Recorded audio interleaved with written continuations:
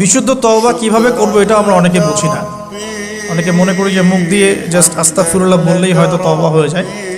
বিষয়টা এমন নয়। বিশুদ্ধ তওবা হচ্ছে আপনি আল্লাহর দিকে পরিপূর্ণ অভিমুখী হবেন, রুজু করবেন, এর নাম হলো বিশুদ্ধ তওবা।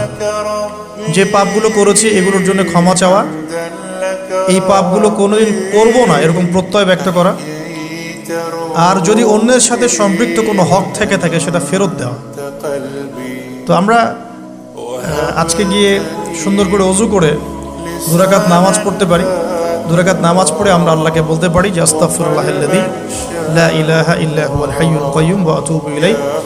আল্লাহ, আমি আমার জীবনের এই যে একটা বড় সময় তোমার থেকে দূরে ছিলাম, নামাজ কাজা হয়েছে, রোজা কাজা হয়ে গেছে, চোখের হেফাজত হয় নাই, জিনা হয়ে গেছে নাউযুবিল্লাহ, মাদকের সাথে সম্পৃক্ত ছিলাম নাউযুবিল্লাহ, আমরা মিউজিক্যাল ইনস্ট্রুমেন্ট প্লে করেছি, ইত্যাদি ইত্যাদি। এগুলো থেকে আল্লাহ আমরা আজকে তোমার কাছে তওবা করছি, ক্ষমা চাচ্ছি এবং আগামী দিনগুলোতে তোমার হুকুম আহকাম মেনে চলার তৌফিক চাচ্ছি। দুটো জিনিস খুব প্রয়োজন, একটা হলো তৌফিক, একটা হলো দোয়া।